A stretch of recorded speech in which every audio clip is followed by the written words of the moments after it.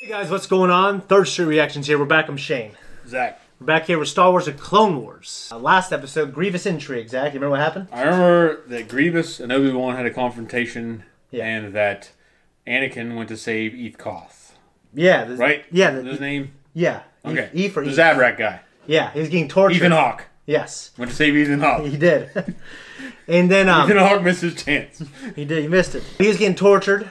And he was up on that thing that I think we first saw in Attack of the Clones. Yeah, where Obi-Wan was stuck in it. Yeah. Right? Yeah. Was Obi-Wan the first one, or was it like... It was Obi-Wan. Or whatever her name was. Amidala. No. Amidala was never up on that thing. Okay. It was like, the thing that we're talking about was definitely... Yeah. Difficult to secure or release. Because earlier on, I think in Season 1, Hondo... Anaka. Yeah, he captured... Panaka? Yeah. Anaka? They overwhelmed... Is it Panaka or No, Anaka? you had it right the first time. Right. Yeah, they put Dooku up in there. And then Obi-Wan's like, oh, this is an odd reversal. Because a few months ago it was me. Yeah. We're continuing that arc. And we had some great action scenes last time. Especially with the gravity stuff going on. I liked the fight with Grievous and Obi-Wan. And it wasn't really the cockpit of the vessel, like the bridge. Mm-hmm. But it was some kind of little area where there were windows and everything. Yeah, we talked about it was better than fights. It was better than the movie fight. Oh, way better. It definitely was. Significantly better. Like, I don't know who playing this, but kudos to you. The same people, but it just, fucking... I think they kind of learned from it. You know what I mean? They're just like, well... How would you learn from it? Because, oh God, I'm sorry. The movie came out before these, right? Yeah. All right. And, like, this animation's cheaper. You know what I mean? But that's how great it makes you think, because we know this takes place before, and it's already making you think, oh, it happened before. Oh, I don't think anything. Because I don't try to know anything about it. I'm just enjoying it with you. But yeah, so we're going to continue that. We're on Saluk Mai. I disagree with that. Well, I ain't really, is it Quest for Honor? The quest for honor that makes one honorable. A lot of people might do things that they think is in line with honor. You know, make you honorable. We must find a way off this planet before they find us. Instead of scattering our troops looking for all the escape pods, we shall head towards the wreckage of the landing transport first. Now, find me some transportation. What, motherfucker? I believe we've found Grievous's ship. There are so many planets that they can breathe on. Oh yeah, there's already It's a little, for sure. Yeah. If you would allow us to close down for a few moments. Any more complaints? No. I didn't think so. I was just thinking the same thing. You just pulled landscaping duty. Anyone else's fingers hurt? We talk about it at work all the time. Yeah. Ah! There's the holes. Yeah. Protect the captain! Those are the commando droids, right? Yeah. Commando droids. Still not as cool as the AT-ATs, man. Oh. Those AT-ATs have presence. Yeah. Oh yeah, for sure. Yeah. The big ones. Yeah. I think we're on farmland. And where there's a farm, there's usually a farmer. Let's find his homestead. Look at these bunch of random fucking snot-nosed, goddamn aardvark-looking sons of bitches that are just wandering around in the field. Yeah. How do you know? It makes this now. It's barbed wire.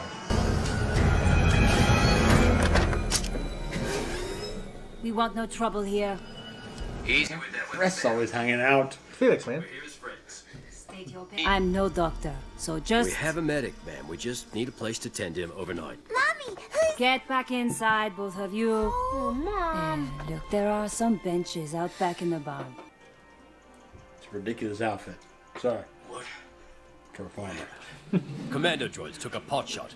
That would have gone straight through your heart had it been 2 inches to the left. I can't move my arm. You have some nerve damage. It will heal, but it'll take time. We're getting underway, Kicks. That's an order. Is that Rex? As the team Yes. medic, when it comes to the health of the men, including you, I outrank everyone. So I respectfully order you, sir, to get some... It's always funny in movies, in like real life, when I found out that was true. Like in certain situations, the medic outranks Yeah, everyone. rank them. Yep. You look like my daddy. Shea, don't bother the soldier. Now get inside with your brother. Yes, Mom. Do you require anything else? No. Thank you, Sue. You're in command. I'll be fine. Hello there, old man, huh? Oh, no. We're almost there, sir. One click out, straight ahead. I'm losing power. It's a horrible fucking sound. Yeah.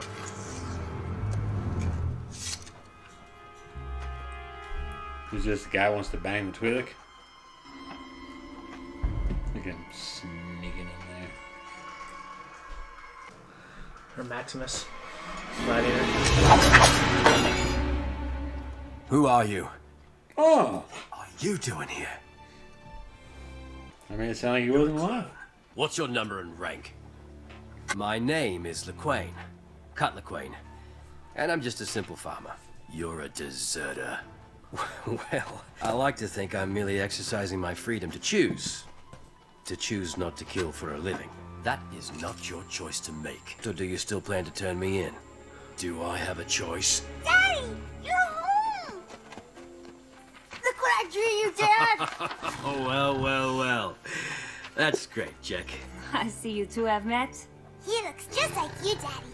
I told them. Ah. He was injured. His men brought him here. I told them he could stay just for the night. Of course he can. We never turn away those in need, do we? No, we always help anyone we can. Right. You have to eat with us, please, please. They're never please, gonna stop till you please, say yes. please. All right, I'll join you. Yippee! What is that? The fucking thing? They're like giant fleas that run around the fucking desert. You have a name rather than a number, Captain. Why is that? Perhaps our leaders feel it's a more efficient way of distinguishing us. I doubt the Kaminoans think that way. Still, the name has to make you feel unique. Especially in an army where everyone looks like you and talks like you. Actually, I've never really thought about it. Yes, you have. Well, how would you know? Because I am as close to you as any life form can be. You've thought about what your life could look like if you would also leave the army. Choose the life you want. What if I am choosing the life I want? What if I'm staying in the army because it's meaningful to me? Isn't that what somebody programmed you to believe, Captain? No, Cut. It's simply what I believe. It doesn't matter if it's my children or other people's children. Does that meet with your approval? Yep. Good move. Still got that stop motion look too. I knew there was no hope. I ran. It still haunts me. I'm sorry. It's the day I felt my life didn't have any meaning. Everyone I cared about, my team, was gone. I was just another expendable clone, waiting for my turn to be slaughtered in a war that made no sense to me. Can you understand that, Rex?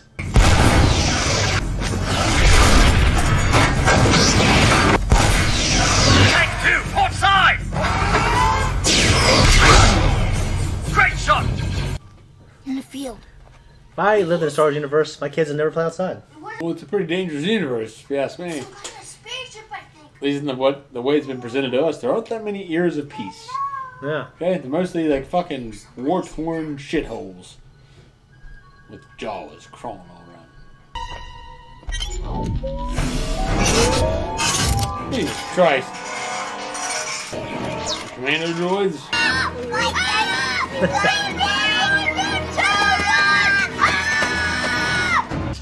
This is not good. I count 20. Cut. What's out there? Commando droids. You take that corner. No, Captain. With respect, you're not in charge here. I can be useful, sir. You're injured. You have only one good arm. But I can fight. So can I.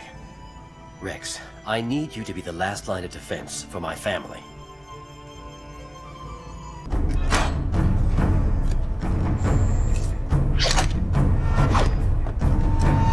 This is very, Westernish, Last of the Mohicans. Yeah.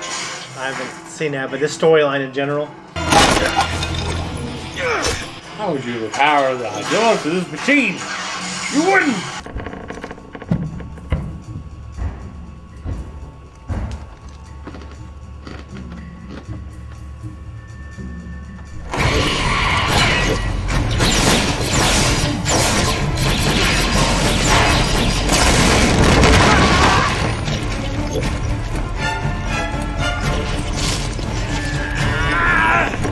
Rex! They're coming for you!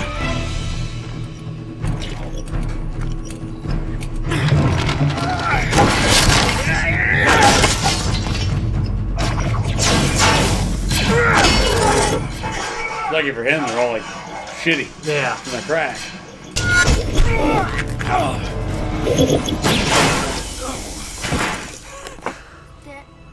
Appropriately scary. What's Yeah. with the family on the line? Kind of like the Terminator. With Like, the family on the line? yeah. Makes sense. You know, Dr. Strange does. Does a cape right there. Are you going to turn in my husband? Sorry, Sue. It's my duty. But in my condition, I probably won't remember any of this. Thank you. You're still a deserter, Cut. But you're certainly not a coward. Captain Rex. Goodbye. Bye. So what do you feel about snagging some good-looking, Twi'lek chick? If you hopefully you get past Aleku's. Yeah, fuck those things. I don't know. It depends on her personality, I guess. He's pretending her personality. Guys, that was our reaction. This is our discussion. What do you think, man? It was very enjoyable. I liked the dynamic between Rex and, was it named Guts? Cut LaQuay? Cut. Okay. Yeah. I like that. Well, I thought I was thinking Berserk. I was thinking, but hey. I know. That's why I'm like, I'm confused. Yeah. But I like the dynamic between those two. Me too. One thing I love about this is like all these movies that George and Dave love, like all these storylines. We have, like I said, we've done zombies, we've done kaiju. Now we have, I don't like the deserter type storyline or the guy protecting his Well, family. it reminded me of War Horse. Have you ever seen War Horse? In theaters, I can't remember it, but I loved it. I mean, it follows mostly the horse. It's following the horse. Yeah. It's following the horse through separate storylines. Yeah. One of them were a bunch of German deserters in World War One. Yeah. Which, remind you, those Germans were not Nazis. Yeah. So it was just Germans. Yeah. Honoring their pact with Austria-Hungary. The Nazis weren't there Yeah. in World War One. Okay. There was a German kid and his brother, I think, Okay. that defected, or maybe it was just his friend. Yeah. They defected from the war front. They fled. They were caught. Well, the horse got caught up in that story somehow. Okay. It just reminded me of how shitty that was for deserters at the time. If you were caught, you were shot. Yeah. Caught and shot. That's the rule. I always really like those storylines, and I feel like the commando droids. I mean, like we see it. It's always inconsistent. Like the clones will punch those guys in the head sometimes, or sometimes a clone will get punched in the head, and it's like, dude, you got a helmet on, or dude, that's you're punching a metal head. How's it hurt? That scene where they're just going through there and it was dark and it was appropriately scary. And you mentioned in reaction, like we had the family on the line, so the stakes are high, and just like the camera, it was kind of made to be this suspenseful, like you're kind of behind the shoulder of these guys who are hiding out, and those invaders on the outside. I thought was pretty. What it really reminded me of was a quote from Metal Gear Solid 3. Snake brings up Russia post-Cold War, and he says they're struggling between freedom and order. So you have Rex on the order side, and Cut on the freedom side. Yeah. And there's a struggle there between these people that are the clones of the exact same person. Kind of like replicants in Blade Runner. Okay. Where they approach a maturity that they require something more. Mm-hmm. Do you remember that in Blade Runner? The first one, in particular, but in the second one, like obviously his need to. Well, do you know why it made a difference that you had the Nexus 6s to the Nexus 8s? Well, I always took it as like the Ghost of the Machine, like there was a little bit of a soul in there. Well, the Nexus 6s were kind of like Rucker Hauer and his troop. Yeah. And if you want to go along with Ridley Scott's vision, Harrison Ford and his lover, what was her name in the show? I don't remember. I'm sorry. But they were kind of like the Nexus 8s. Yeah. The Nexus 6s had a limited lifespan. Yeah. They lived to a certain point. They the flames of their candle burn so brightly, but they burn short. They burn shorter. Yeah. Because of what they were. The Nexus 8s, which is according to Ridley Scott's vision, Harrison Ford, the bunch. Yeah. They lived unended lifespans. They were like humans. They could we did see a Dejeric table, and so in the Star Wars movies and What's other it called? Dejeric. We have seen that, like in some of the new movies and some other shows. Fucking A New Hope, right? Yeah, it's in A New Hope. The original movie. Yeah, so that's the first time we see it. Basically, this is the first time we've seen it in post-movie Star Wars, and it was really important for them. Because George, when he was doing this, he was trying to get it as smooth as he could. His idea is in Millennium Falcon, this is the one nice thing he has, is this nice Dejeric board. So he wanted it to be smooth. But they opted for stop motion because it was easier. But the reason why it's special is because Dave and the whole team, when they were putting this together, like, all right, we're definitely going to give it that stop motion look, right? Like, yeah, definitely, for sure. That's what we grew up on. So George came in, he's like, I did every single thing I could in the 70s to smooth that out so it didn't look like that. And Dave and the rest of the team were like, I know, but it's what we grew up with, it's what we love. So I'm so glad that they retained that look. It just, Star Wars, I don't know. For some reason, if you include that now, the stop motion look, in some instances, it does it a credit. Not in every instance. Yeah, not in every instance. But in that instance, it does. Like, the thing that looks the worst is Return of the Jedi on Endor when the walkers are there. I don't know. With machines, it makes sense. Because machines and hydraulics and what powers them, just because I work around them, it's not fluid like a human body. It's not like a gecko in Metal Gear Solid 4 where that fucking thing has such advanced technology that thing just moves fluidly like a human body. Yeah. Those things don't look like they were meant to move like that. They have... And geckos in Metal Gear Solid 4... They have this organic look to them, kind of. Yeah, exactly. So, the deserter, he said, you are a deserter, but you're not a coward. I agree with that, and I appreciated it. I found myself, and obviously, like, they got to have, like, a very deep philosophical conversation in, like, 3 minutes of the 22-minute episode. But I liked pretty much everything they were saying about, like, okay, you were programmed to believe that, and that's why you believe it. He's like, no, I made my choices, and I believe it because this is what I believe. You're a deserter. So therefore, you forsake all these things that you forsook your brothers. You can understand that. There are different dynamics that either party doesn't understand fully. Yeah, and I appreciate that, and I do acknowledge it. I think that between Rex and Cut, I mean, one of them solved things one way, and one of them never knew anything different than what he grew up on. And who's to say if Rex with the same genetics wasn't in the exact same situation, would have done the same thing. But you know what is an inconsistency? All the clones do everything they can to stand out and to have some identity, like tattoos, hairstyles. But why is that clone's hair fucking receding like crazy? He's got a little ponytail back there. Is it the farm life of these past however many years? Because his kids are at least 3, right? He's got a receding hairline. I would assume it has to do with storytelling and the fact that he's been out of the game for so long. And also that the long hair probably adds more to that dynamic. It definitely does. But I would say, if you were scrutinizing it, you would say, well, they have the same genetics. And it's not like twins. They're exactly the same. I would say it's more of a storytelling motive. Like, they're just like, okay, this guy's been out of it for a long time, whereas Rex is a little newer. Because there are fresher clones. Yeah. So, were Rex and him made at the same time? You don't know. Yeah. That guy could have been an older clone than Rex. From like a first batch? Yeah. I know there are batches. I remember that. Yeah, Because they keep reproducing them. Well, it gets into... It shows it in even in the Clone Wars. Yeah. We watched it. And it gets into that quite a bit with the Bad Batch, yeah. It cost me like $10 to print this out last time, so I went ahead and did this. So Zakk is a lover of art and artist as well. This is stuff I got from StarWars.com, and just some concept art and some facts as well. So this is just it looks like a drawing/pastel painting of the farmhouse exterior. I thought it looked pretty cool. And it looks like there's pieces of the start of on top. It looks like there's pieces of some kind of cruiser. The angled roof. Yeah. Yeah, it's like a wing. And the farmhouse barn interior-exterior initial concept. So it looked like they had hay for chairs. Bedding. Yeah. Or chairs. Yeah, bedding, probably, yeah. Seleucumai design, General Grievous atop a Reek, which we've seen the Reeks before. We saw it in the Attack of the Clones. Yeah, and the Mandalorian. Although I know they're different. Attack of the Clones is where it started, though. Yeah, yeah. So he's riding that thing, and you know, Anakin had a little more trouble. He had to use fucking the Force, use Beast Tame. So either he's nicer, or they just, for the sake of the story, they sped it up.